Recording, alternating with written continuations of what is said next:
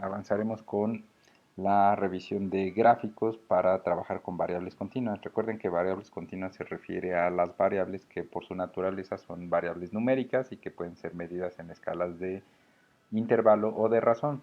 Escalas de tipo numérico, que cuantitativas o que por naturaleza son numéricas, podría ser el número de hijos, no el hijo en sí, sino el número de hijos que tiene cada familia, el ingreso que recibe una persona al año, el PIB per cápita de un país o el PIB de un país también o de una región, el número de votos, el número de iniciativas legislativas presentadas por un partido político en un periodo determinado, también, por ejemplo, puede ser la edad, etcétera. Hay esas variables que por naturaleza son numéricas, entonces es lo que vamos a ver cómo graficar estas variables.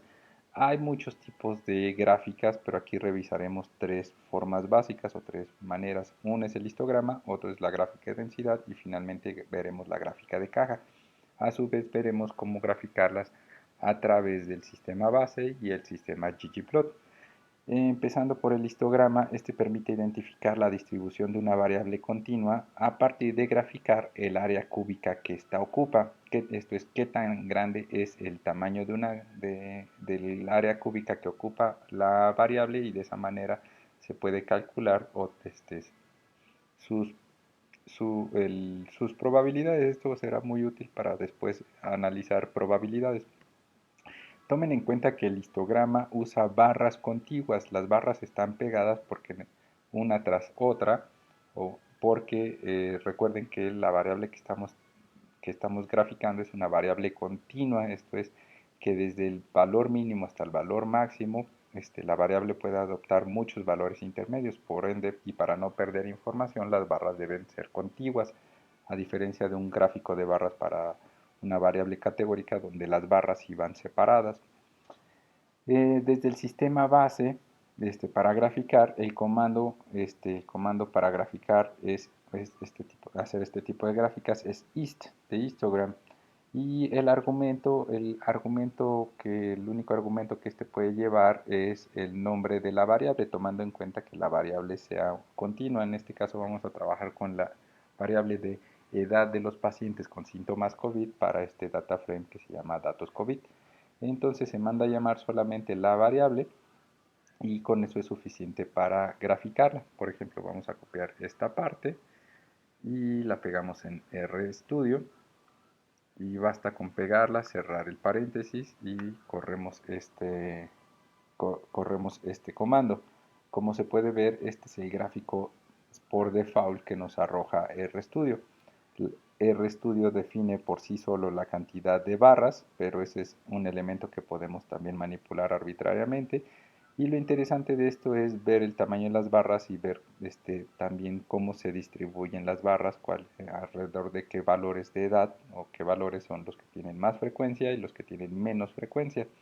También, como se dan cuenta, arbitrariamente le asigna títulos a los ejes de la X, de la Y y el título de la gráfica, pero esto lo podemos también ir modificando. Para eso podemos regresar a el Markdown y ver los diferentes argumentos para ir modificando también el tipo, ir modificando nuestro gráfico. Recuerden, main puede ser separado por una coma, main sirve para cambiar el nombre del título de la gráfica, pero este es algo importante, igual, separado por una coma, breaks se refiere a la cantidad de barras en la que queremos utilizar.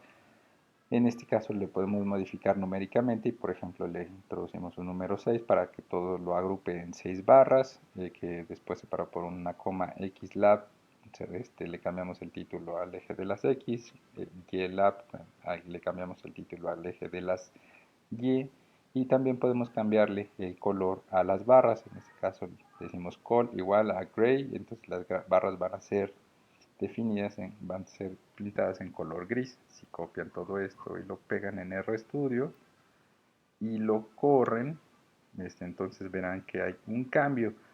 Es importante también tomar en cuenta que cambiando el número de la cantidad de barras, también la manera en que apreciemos la forma de la distribución va a tender a variar. Por ejemplo, con 6 barras parecería que entre 20 y 40 años se agrupa la mayor cantidad de casos, pero por ejemplo si le ponemos 100 barras, esto va a apreciarse de manera un poco más fina.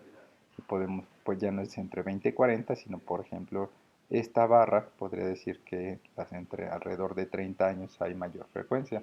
Las interpretaciones pueden ir cambiando. Ahora, si lo hacemos desde ggplot, podemos solicitar un histograma. En este caso, tomen en cuenta la estructura de ggplot y el primer comando es ggplot para definir el tamaño del lienzo, pero aquí el comando específico para llamar al histograma es geom-histogram. Y entonces, recuerden, la estructura es el nombre del data frame, le aplicamos un pipe, esta es la estructura utilizando pipes, nombre del data frame, decimos toma este data frame, luego entonces aplícale este comando de ggplot, esto es vas a graficar, el tamaño del aesthetics o el tamaño del lienzo va a estar definido por nuestra variable de edad, le añadimos una capa y le referimos esto para que represente geométricamente a nuestros datos de manera de barras como histogramas. Abrimos el paréntesis, el paréntesis se puede quedar vacío al interior, pero por ejemplo también podemos incluir este argumento bins, que se refiere a cuántas barras, aquí le definimos igual numéricamente cuántas barras queremos, vamos a trabajar con el número de 6, e incluso podemos ponerle este argumento, esta coma y el na.rm, esto puede adoptar dos valores, false o true. En este caso le ponemos true para que excluya todos los valores perdidos. Y si queremos añadirle una nueva capa con las etiquetas, solamente tenemos que poner el argumento labs, abrimos paréntesis, y el primer argumento es title, igual, y entre comillas definimos el nombre del y, igual, y entre comillas el nombre del eje de las y. Si copian todo esto y lo pegan en ggplot, verán lo siguiente. Verán la gráfica, la misma gráfica que vimos anteriormente, pero ahora con la estructura del sistema de ggplot. Es esta manera. Y recuerden, las barras están apiladas o están pegadas porque en el fondo la variable es continua. Y si queremos modificar el número de barras, regresamos a bins y aquí modificamos el 6 por otro valor, por ejemplo 50. Y al hacerlo, entonces de alguna manera podremos ver algunos cambios en la distribución. Ven que hay algunas barras que crecen más que otras, esto nos dice, pero también podemos ver en general cómo se distribuye la variable.